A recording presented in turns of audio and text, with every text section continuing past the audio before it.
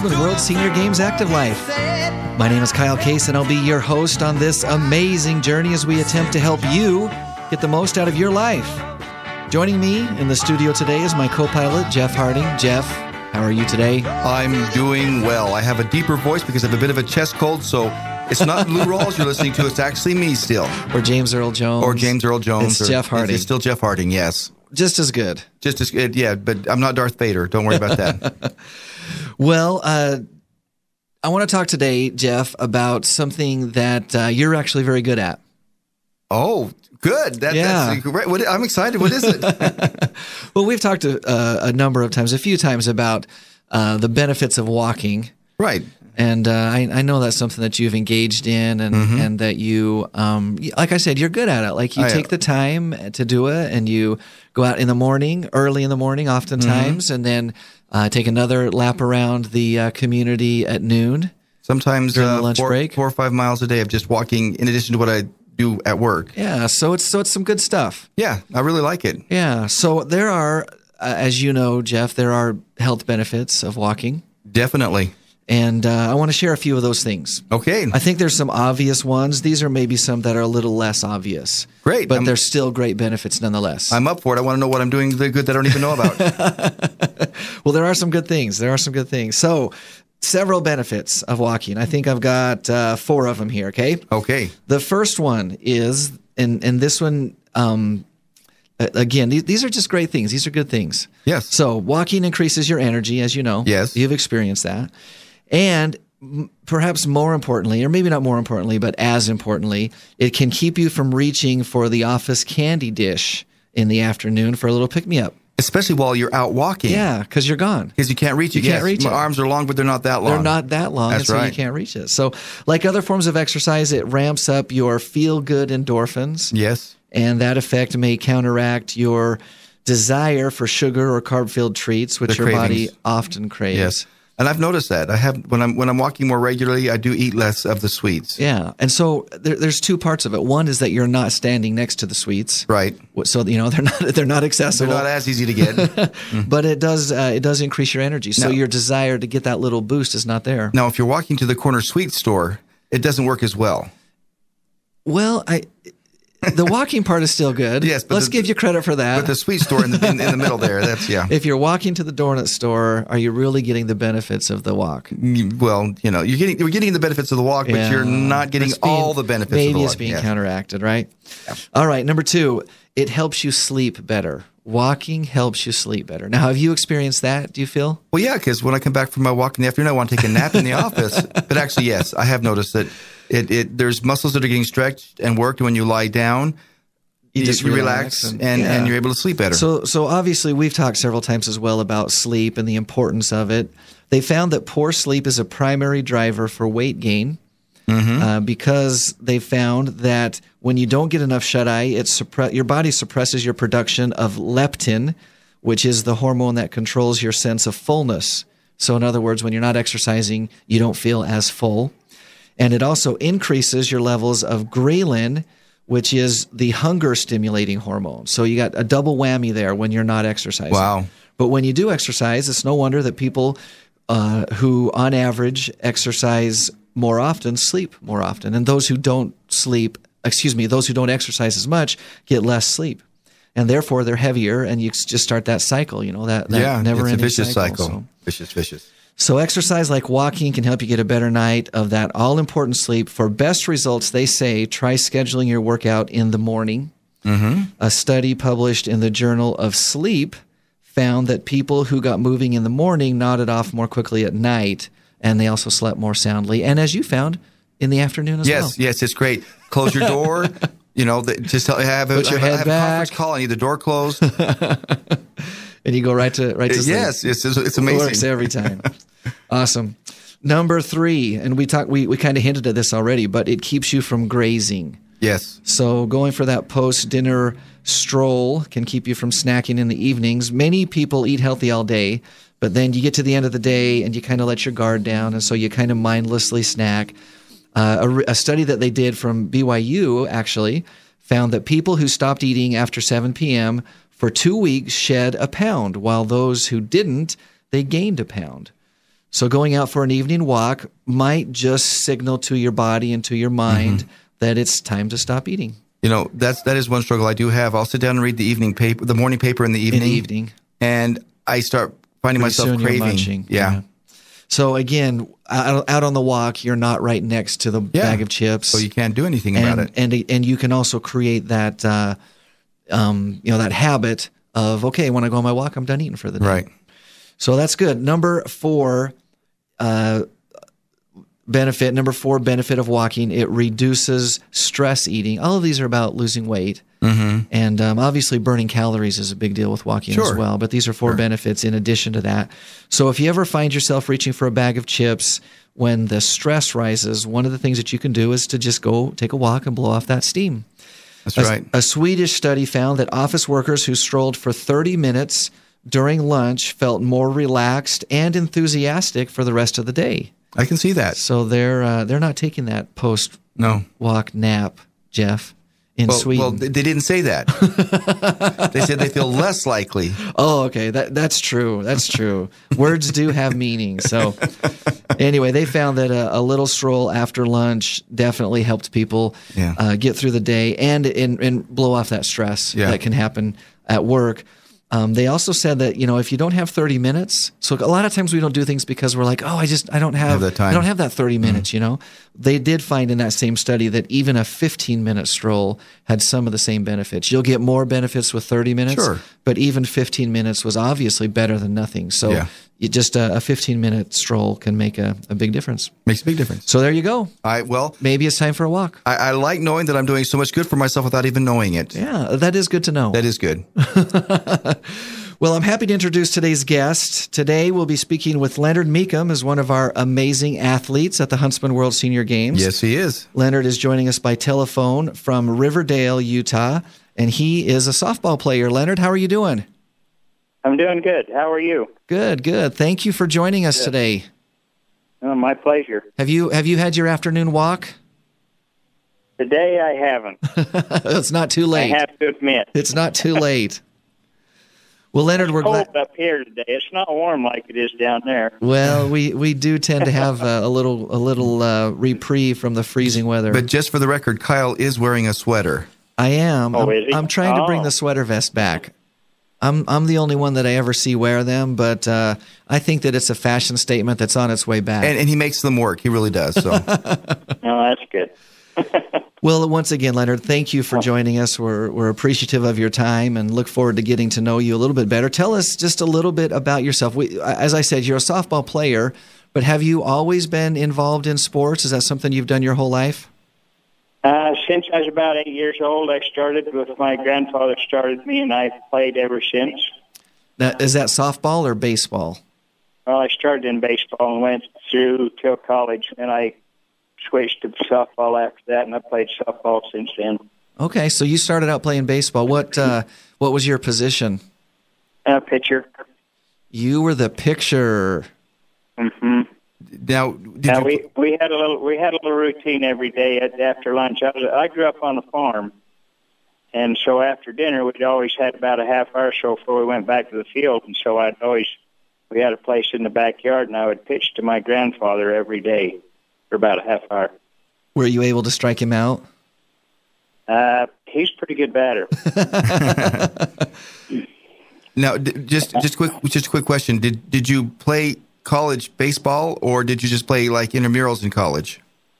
I started playing college baseball, and then I pulled a muscle in my shoulder, and that kind of put me out. Then that was the end of the baseball career. At least pitching-wise, that would definitely be a struggle. Yeah. But you played on high school teams. Did you get a scholarship, or were you just a walk-on candidate? I was a walk-on. Okay, but you made the team? Yeah. Who did you play for, Leonard? Southern Utah. Southern Utah University, just north of us in Cedar City. Back then it was not up in Cedar City. A university. Right. Was it Southern Utah State College? When I was there, it was only a 2-year college. Oh. So what was the name of the university then? It was, what did they call it, Southern Utah? Southern Utah State College, was it SUSC? Yeah, uh-huh. Yeah. Well, great. That's great. What a great history. So then, after that, you hurt your shoulder. You couldn't really pitch anymore. Mm-hmm. Yes. So then you say you switched to softball. Did you continue to pitch softball, or did you try out some other positions? No, I moved to first base and the outfield because I still had a strong arm. So you could throw a long ways from the outfield. I could. Well, awesome. So was that an officially recognized sport at Southern Utah at the time, or was it just kind of recreational? At Southern Utah, no, it was recognized. I mean the softball. The baseball I know was recognized. Softball, no, softball wasn't, no. Okay. It was just recreational. Yeah.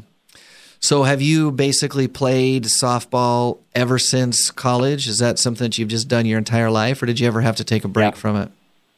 No, I've played I don't think I've missed a summer. Wow. That's a pretty impressive history of time on the diamond. Did you play for several teams? Time on the diamond, my poor wife, she's such a loyal fan. She sits and she's probably seen more games than most women. I'll bet. So she's followed you around and been your number one supporter. Yep. Well, always that's fantastic. So tell us a little bit about your senior softball career. You played throughout your life, which I think is great. When you reached the age of 50 and became that level of player that we shoot for, which is the senior player, did you travel a lot, or did you just kind of stick around home? How did you end up spending your time on the diamond at that age when you reached 50? The team I started out with was Swift Trucking, and we traveled a little bit. And when we played, we'd go to Mesquite and play, and we'd go to Pocatello and play, and then I switched over to the zone after that. And, of course, the zone travels quite a bit. We play about, usually about 6 tournaments a year. So you do get on the road a little bit? Yeah. In fact, the team's in Phoenix this week playing. I'm not with them because I got an Achilles tendon I got to take care of. Well, that is important. So what level of team is it? Are you a major plus? We're AA and AAA. Okay. Depends on the tournament you're in. Well, that's great. If you're just joining us, you're listening to the Huntsman World Senior Games Active Life.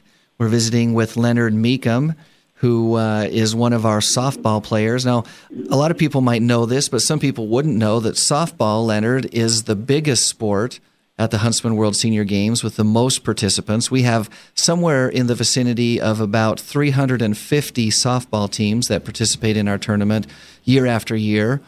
How many years has the zone been coming to the games? The zone's been coming for at least 10, 12 years at least, maybe more. So I know since I've been playing with them, we've always came down. We always look forward to the Huntsman games. So you've been kind of a fixture around here. Well, now, isn't this about your 19th year? Yeah, you might say. A little bit. Of course, when I come down, I usually play with 2 teams, so I'm playing with the zone plus one other team. Plus someone else, huh? Well, that's great. A lot of our players do that. They end up playing on a couple of different teams, usually in a couple of different age divisions. If you don't mind our asking, what age division do you play in, Leonard? I play in the 65 and over and the 70 and over. Okay. So when you play 65s, you're playing down an age group?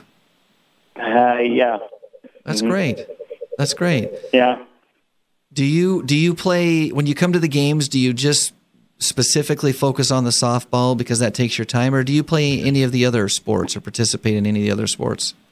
I don't participate in the others. I'd like to, but softball, once it starts to roll, you never know when you're going to be playing, and so you kind of have to, if you're going to commit to a team, you have to kind of try and be there for them. So, yeah. But I try and get out and see other games and stuff that's going on while I'm there. Well, that's good. That's great. Well, as we said, you've had a pretty impressive, almost a non-stop career playing baseball and or softball for the last number of decades. I mean, since you were 8 years old, you've been playing for a very long time. That would be around 6 decades. Yeah, 7 decades. That's fantastic. How have you been able to play so much and avoid injuries that would keep you out of the dugout? Well, just lucky, I guess. I've been blessed. I got a good body. It seems to be durable, but you get hurt once in a while, and sometimes you just have to buckle it up and play. Yeah. You mentioned you've hurt your Achilles tendon. Is that a new injury? Is that something you've been working with for a while? No, I did it in May in Mesquite, and I babied it all winter, all summer long. And my orthopedic surgeon didn't want me to even go to the Huntsman games. He was going to put me in a boot. And he taped me up, showed me how to tape it so I could play this year. But he told me once we got through there, he wanted me done for the year. So are you contemplating surgery, or have you already had the surgery? No, I'm just going to a therapy. Okay. Go to therapy once a week and working it out, getting the soreness out of it. Well, that's good. That's good. So are you in a boot right now? Nope. It's healing so good they didn't put a boot on me. Well, there you go. Well, that's they're doing it. That's the way to do it. They're doing a good job. I'm hoping to play in December at the holiday tournament in Mesquite. Okay. Okay. One might say that you're a diehard softball player there, Leonard. You might say that. You might say that. Since you've been coming to the games for so long, what is your favorite non-competition aspect of the games? My favorite non-competition? Yes, something that doesn't have to do with the actual playing a game. Probably meeting the people who are there to play, because most of them are there because they love the game. And, you really meet some nice people, neat people to associate with. Well, we have definitely found that that's the case. That becomes kind of a tradition and almost like a reunion for a number of our athletes that come. A lot of times people come to the games for the first time because they hear the competition is great, and we always want that to be the case. We want there to be good competition, and we work very hard to try to ensure that when you compete against people at the same level. Obviously we make mistakes sometimes and we miss the boat, but our goal is to get people competing against people in the same age group and or skill level whenever it's possible. And softball is one of those areas where we're able to do that. And as we alluded to earlier, there's a variety of different divisions in softball. You've mentioned that you play in the AA and the AAA division. And that's just one of the ways that we have to try to get people a legitimate chance at winning a medal or at least having some success at the games. So my question for you, Leonard, is when you come with this team, the team that's called the Zone, are all of you guys from northern Utah, or do you come from all over the place? This team gathers from, from Provo up here to Ogden. We're spread clear through Salt Lake and that. Do you end up being able? That's about the spread. Do you end up being able to practice together, or do you just kind of play so many tournaments that you use that as your practice? No, we practice every Friday. Oh, okay. We practice in Salt Lake every Friday, and so it's kind of us that are out don't live in Salt Lake. We have about the same distance to drive to get to practice, but we practice every Friday morning. So everybody comes to a central location, and you just enjoy the practice and each other's company. Obviously, that's when weather permits. Mm-hmm. Yeah, we have a good time together. Well, good. That's great. So let me ask you this. Have you ever been to the opening ceremonies at the Huntsman World Senior Games? Oh, yeah. Oh, good. What's your impression of the ceremonies? That's part of the fun. One of the things your wife doesn't mind watching with you? No, she comes too. Yeah, she doesn't mind at all. She's the one that'll mention, we think we better go to the opening ceremony. Like, sure. We might as well. We're here. It's a great show. Yeah. Lots of fun. Good show. Good entertainment. No softball going on. Yeah. Well, that's great. That's great. Yeah, they put on a good show, so it's always fun to go to that. So you've been coming to the games for 10 or 12 years or so. Do you have any special memory that stands out about competing at the games? Oh, I don't know. Special memories. They're just all good memories. I've been there. This year was my 19th year. And, there's times when you win the gold medal. I remember one year I came down. Probably the one I remember the most is I was playing for a 70 team and a 65 team, and both teams won the gold medal. Well, that was a pretty good haul that year. That's pretty cool. Yeah, that wasn't bad. I do have a memory of you and the Huntsman World Senior Games. It's pretty special to me.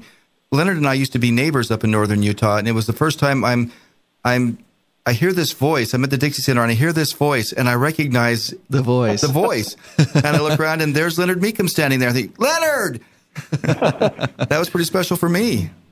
That was kind of fun that day, wasn't it? It was.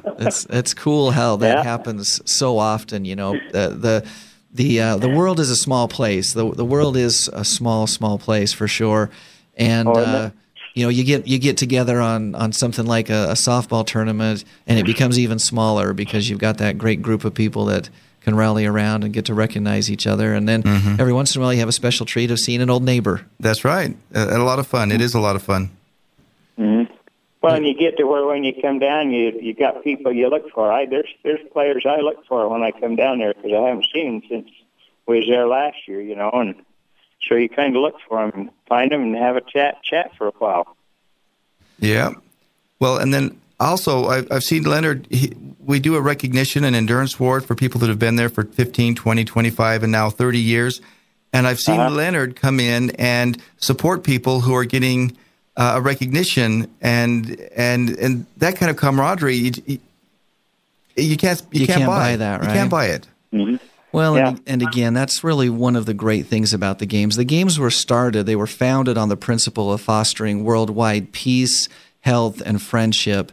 And friendship is certainly one of the crucial, vital elements of the games. And, your story is so amazing, and it's great, and it's unique to you, but it's certainly not unique to or it's the kind of unique story that everybody shares, I guess. Which the shared uniqueness. I'm not sure that's unique by definition, but it's this great thing. And just like what you said, you get a chance to interact with people and have all those great memories. And like I've said earlier, it's like a big reunion that you get to come together and just enjoy one another. Exactly. So let me ask you this. What advice would you have for somebody who was maybe sitting on the fence on whether or not they wanted to participate in an organized sport or just get out there and do something? What would you say to those people? I would tell them to get off the fence because you got to stay active. If you're not going to stay active, you're just going to shrivel up to nothing, really. If you stay active, then your body responds better, you feel better. Your days are just a lot better. Well, I think that's good advice. Sound advice. And I know that's advice that Leonard takes to heart.